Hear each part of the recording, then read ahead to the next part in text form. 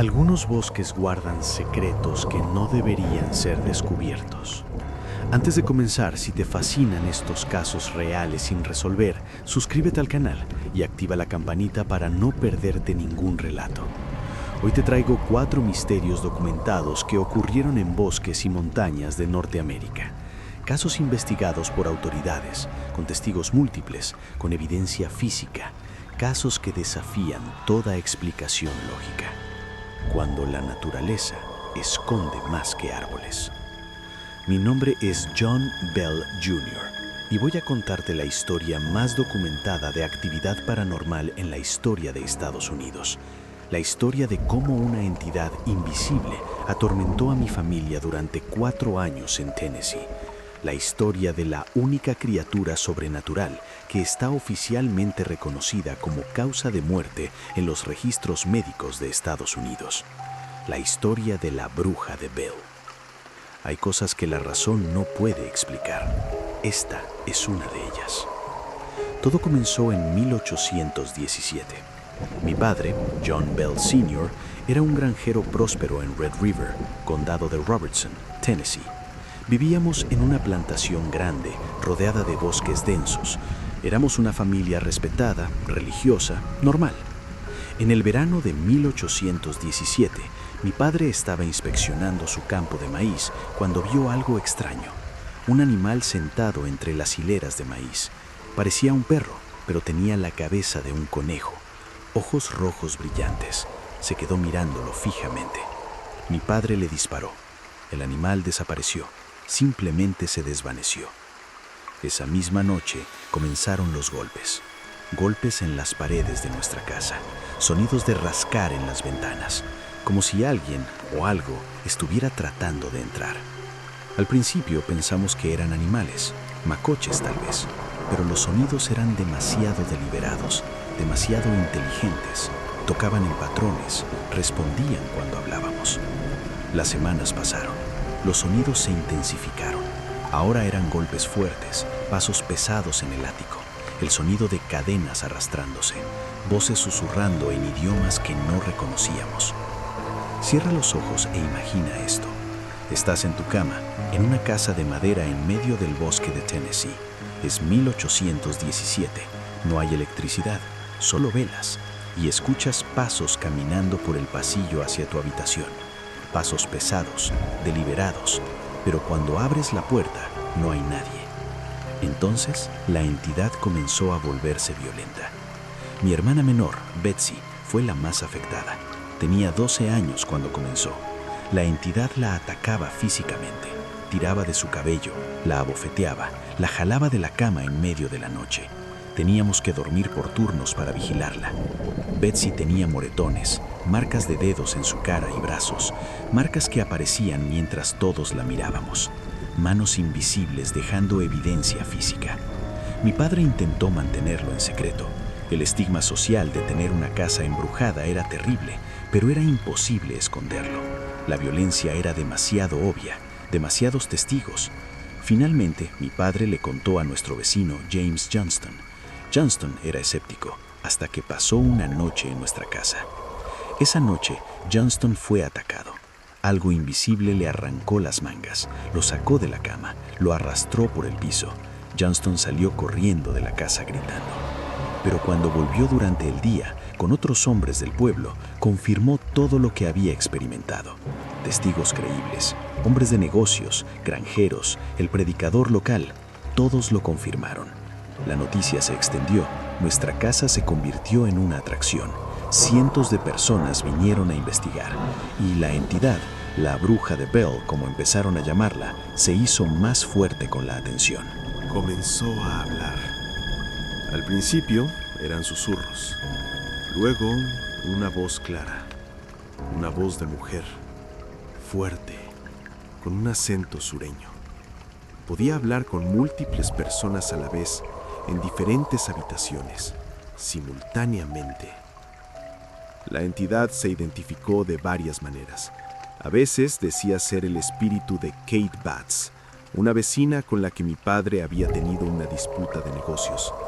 Otras veces decía ser un espíritu indio o un demonio. Dale me gusta si lo estás disfrutando y cuéntame en los comentarios. ¿Alguna vez viviste algo paranormal en el bosque o en una casa aislada? Me encantaría leer tu historia. La entidad sabía cosas privadas, secretos familiares. Podía describir eventos que ocurrían a kilómetros de distancia, en tiempo real. Durante un servicio religioso, describió exactamente lo que el predicador estaba diciendo en la iglesia del pueblo, a 5 kilómetros de distancia. Cuando verificaron, su descripción era perfecta hasta el último detalle. En 1820, el general Andrew Jackson, quien luego sería presidente de Estados Unidos, visitó nuestra casa. Jackson era escéptico. Vino con un séquito de hombres, incluido un cazador de brujas profesional que afirmaba poder expulsar espíritus. La bruja de Bell los recibió en el camino. Detuvo el carruaje de Jackson. Los caballos no podían moverse, como si estuvieran atados a algo invisible. La voz de la bruja se rió, prometiendo atormentar al cazador de brujas esa noche. Esa noche, el cazador de brujas fue atacado, abofeteado, pequeado, arrastrado por la habitación por manos invisibles. Salió corriendo al amanecer y nunca regresó. Andrew Jackson supuestamente dijo: prefiero luchar contra los británicos en Nueva Orleans que lidiar con la bruja de Bell. Pero el peor ataque estaba por venir, el ataque contra mi padre. La entidad odiaba a mi padre, constantemente lo amenazaba. Decía que lo mataría, que no descansaría hasta verlo muerto. En 1820, mi padre comenzó a tener confusiones, episodios donde su lengua se hinchaba, donde no podía tragar. Los doctores no encontraban causa médica. Durante estos episodios, la bruja se reía, cantaba, celebraba. El 19 de diciembre de 1820, encontramos a mi padre inconsciente en su cama. Junto a su cama había un pequeño vaso de vidrio con un líquido oscuro que nadie reconocía. Los doctores intentaron revivirlo. No funcionó. John Bell Sr. murió el 20 de diciembre de 1820. Inmediatamente después de su muerte, la bruja de Bell confesó. La voz gritó en toda la casa: «Le di veneno. John Bell está muerto. Su alma está en el infierno». El doctor tomó el frasco. Le dio una gota a nuestro gato. El gato murió instantáneamente. Arrojaron el frasco a la chimenea. Explotó en una llama azul brillante que llenó toda la habitación de humo. El certificado de defunción de John Bell Sr. lista la causa de muerte oficial como envenenamiento por causa desconocida. Es el único caso documentado en los Estados Unidos donde una entidad sobrenatural está oficialmente reconocida como causa de muerte.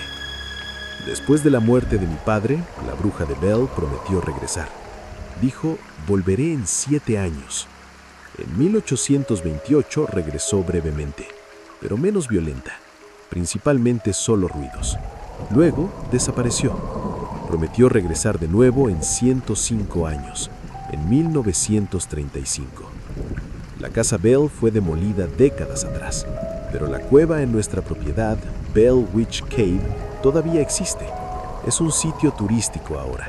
Miles la visitan cada año y muchos visitantes reportan experiencias extrañas, sensación de ser tocados, voces, objetos moviéndose, fotografías con anomalías. La bruja de Bell es el caso paranormal más documentado en la historia de Estados Unidos. Cientos de testigos, investigaciones oficiales, registros médicos, testimonios escritos de personas respetadas, incluido un futuro presidente. Y nunca ha sido explicado, nunca ha sido desacreditado. Simplemente existe. Un misterio de los bosques de Tennessee que cambió la vida de mi familia para siempre. Pero la bruja de Bell no es el único misterio sin resolver de los Apalaches. De hecho, hay un fenómeno que ha sido visto por miles de personas durante más de 800 años. Luces misteriosas que aparecen sobre una montaña en Carolina del Norte. Luces que han sido investigadas por científicos, el gobierno, y que todavía no tienen explicación. Las luces de Brown Mountain. Me llamo Sara y soy guardabosques en el Parque Nacional Pisgah en Carolina del Norte. Llevo 15 años trabajando aquí y he visto las luces de Brown Mountain más de 100 veces y cada vez me dejan sin palabras. Hay cosas que la razón no puede explicar. Esta es una de ellas. Brown Mountain es una pequeña montaña en los Apalaches de Carolina del Norte. No es particularmente alta o impresionante. Lo que la hace especial son las luces. Las luces aparecen sobre y alrededor de Brown Mountain. Son orbes brillantes de luz. Varían en color. Blancos, rojos, azules, amarillos. Varían en tamaño, desde pelotas de béisbol hasta objetos del tamaño de un coche. Se mueven de maneras imposibles, hacia arriba, hacia abajo, en ángulos rectos, permaneciendo estacionarias en el aire. No son aviones, no son faros de coches, no son fuegos de campamento. He visto suficientes de esos para saber la diferencia. La primera mención documentada de las luces es de 1771. Un ingeniero alemán llamado Gerard Will de Bram las reportó en sus escritos sobre la región. Pero las leyendas Cherokee, que habitaban esta área mucho antes de los colonos europeos, hablan de las luces desde hace siglos. Ellos creían que las luces eran los espíritus de guerreros Cherokee y Catawba que murieron en una gran batalla en el área.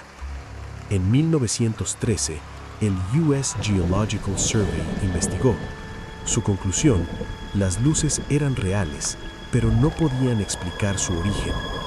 En 1922, otra investigación, esta vez por el US Forest Service. De nuevo, confirmaron las luces, pero no encontraron explicación. Durante décadas, varias teorías fueron propuestas: gas de los pantanos, reflejos de luces de trenes, fosforescencia natural. Todas fueron descartadas. El gas de los pantanos no existe en esa área. Los trenes no explican avistamientos desde 1771. La fosforescencia no explica el movimiento inteligente de las luces. Yo las vi por primera vez en mi segundo año como guardabosques. Era octubre, alrededor de las 8 p.m. Estaba en el mirador de Wiseman's View, uno de los mejores lugares para ver las luces. Al principio vi solo un orbe brillante amarillo, del tamaño de una pelota de béisbol, flotando sobre la montaña. Se movía lentamente de izquierda a derecha. Luego se detuvo. Flotó estacionaria durante varios minutos. Luego disparó hacia arriba a una velocidad increíble y desapareció. Segundos después aparecieron 3 más, rojas esta vez. Se movían en formación, como si estuvieran conectadas. Luego se separaron, cada una yendo en una dirección diferente. He hablado con cientos de testigos a lo largo de los años, turistas, locales, otros guardabosques, científicos. Todos describen experiencias similares. Un hombre me contó que vio una luz blanca descender hasta casi el nivel del suelo, flotar entre los árboles, luego disparar hacia el cielo y desaparecer en segundos. Una familia vio docenas de luces aparecer simultáneamente, crear patrones geométricos en el cielo, luego desvanecerse todas a la vez. Un fotógrafo profesional intentó capturarlas. Tomó cientos de fotos durante semanas. Algunas muestran las luces claramente, otras no muestran nada, aunque él jura que las luces estaban visibles a simple vista. Las luces no aparecen todos los días, son impredecibles. Algunas veces aparecen varias noches seguidas, otras semanas sin actividad, pero cuando aparecen es innegable. Cientos de personas pueden verlas simultáneamente desde diferentes puntos de observación. En 2016, un equipo de investigadores de la Universidad de Carolina del Norte pasó 6 meses estudiando las luces. Usaron equipo de medición sofisticado, cámaras de alta velocidad, espectrómetros, detectores electromagnéticos. Sus conclusiones fueron inconclusivas. Confirmaron que las luces son reales, confirmaron que no son reflejos, aviones. Y hablando de fenómenos inexplicables en los bosques de los Apalaches, debo contarte sobre la criatura más aterradora que jamás haya sido reportada en Estados Unidos. Una criatura vista por más de 100 personas en 13 meses. Una criatura que aparentemente predijo un desastre que mató a 46 personas. El hombre polilla de West Virginia.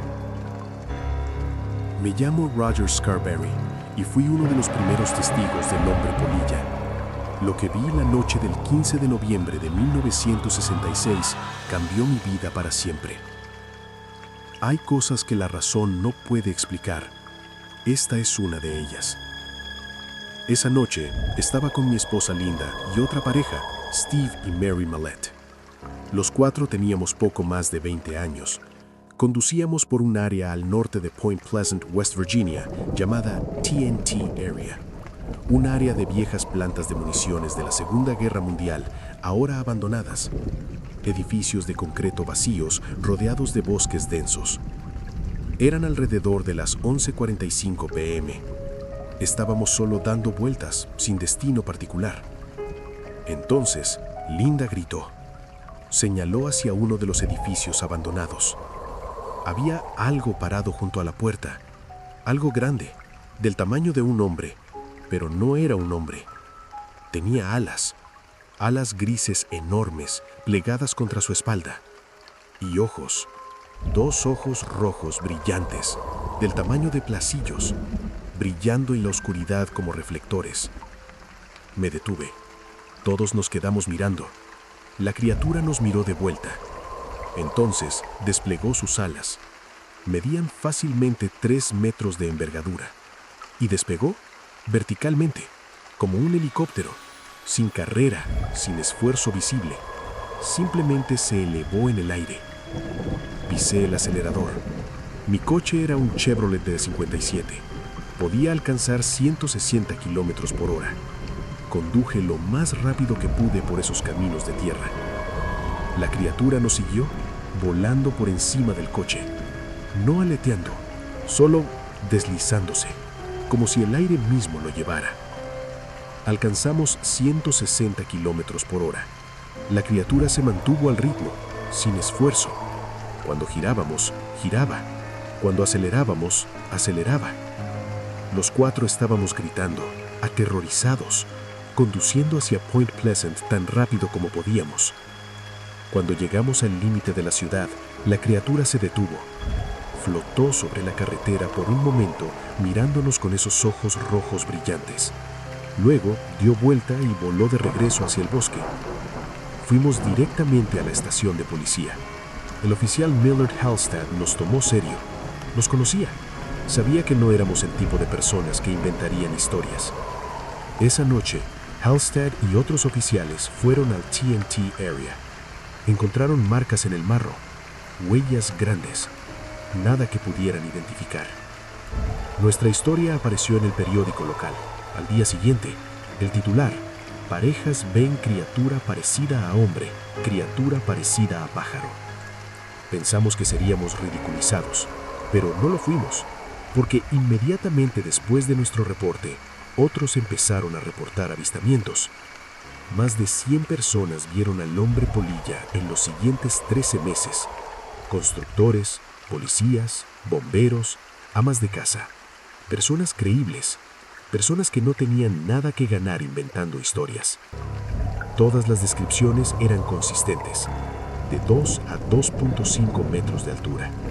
Alas grises enormes, sin cabeza visible. Los ojos rojos estaban en el pecho. Podía volar a velocidades increíbles, silencioso, aterrador. Los avistamientos se concentraron alrededor de Point Pleasant y el TNT Area, pero también fueron reportados en pueblos cercanos a lo largo del río Ohio. Y entonces empezaron los otros fenómenos.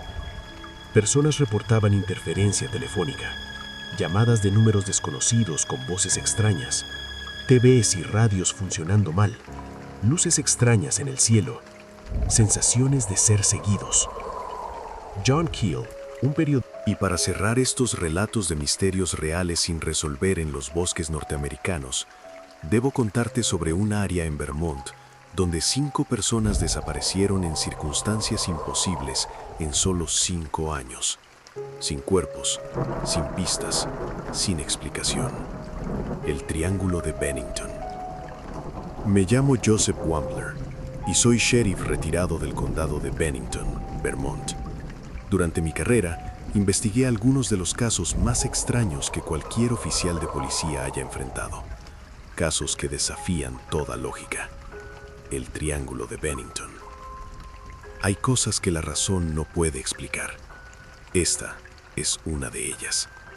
El Triángulo de Bennington es un área de aproximadamente 100 kilómetros cuadrados en el suroeste de Vermont. Incluye Glastonbury Mountain, bosques densos y varias ciudades pequeñas. Es hermoso, pintoresco y aparentemente mortal. Entre 1945 y 1950, 5 personas desaparecieron en esta área. 5 desapariciones completamente diferentes, pero todas compartiendo características extrañas e inexplicables. El primer caso fue Mitty Rivers, 74 años, guía de caza experimentado. El 12 de noviembre de 1945, estaba guiando a 4 cazadores en Glastonbury Mountain. El grupo se separó temporalmente. Rivers iba adelante. Los otros 4 lo seguían a unos 50 metros de distancia. Lo tenían a la vista constante, hasta que no lo tuvieron. Rivers dio vuelta en un recodo del sendero. Los otros 4 llegaron al recodo menos de 30 segundos después. Rivers había desaparecido. Buscamos durante semanas. Cientos de voluntarios, perros rastreadores, helicópteros. Cubrimos cada centímetro de esa montaña. Nada. Ni ropa desgarrada, ni señales de lucha, ni huella, nada. Un hombre de 74 años no desaparece en 30 segundos sin dejar absolutamente ningún rastro, especialmente un guía experimentado que conocía esos bosques mejor que nadie. El segundo caso fue Paula Weldon, 18 años, estudiante del Bennington College. El 1 de diciembre de 1946 salió a caminar por el Long Trail, un sendero popular. Varios testigos la vieron caminando por el sendero. Una pareja mayor incluso caminó detrás de ella durante un rato. La vieron entrar en una curva del sendero. Cuando ellos llegaron a la misma curva segundos después, ella había desaparecido. Otra masiva búsqueda. FBI involucrado esta vez debido a la posibilidad de secuestro. Miles de voluntarios, helicópteros, perros. Nada. Paula Weldon nunca fue encontrada, ni un solo trazo. El tercer caso fue James Tedford, 68 años. Este quizás es más imposible de todos. El 1 de diciembre de 1949, misma fecha que Paula Weldon, 3 años después, Tedford estaba en un autobús viajando de St. Albans a Bennington. 14 pasajeros vieron a Tedford sentado en su asiento, dormido. Su equipaje estaba en el portaequipajes sobre su cabeza. El autobús llegó a Bennington. Los pasajeros bajaron. El asiento de Tedford estaba vacío. Su equipaje todavía estaba en el portaequipajes, pero él había desaparecido. ¿Cómo desaparece un hombre de un autobús en movimiento? El autobús no se detuvo entre St. Albans y Bennington. Otros pasajeros habrían visto si alguien se levantaba y se iba, pero nadie vio nada.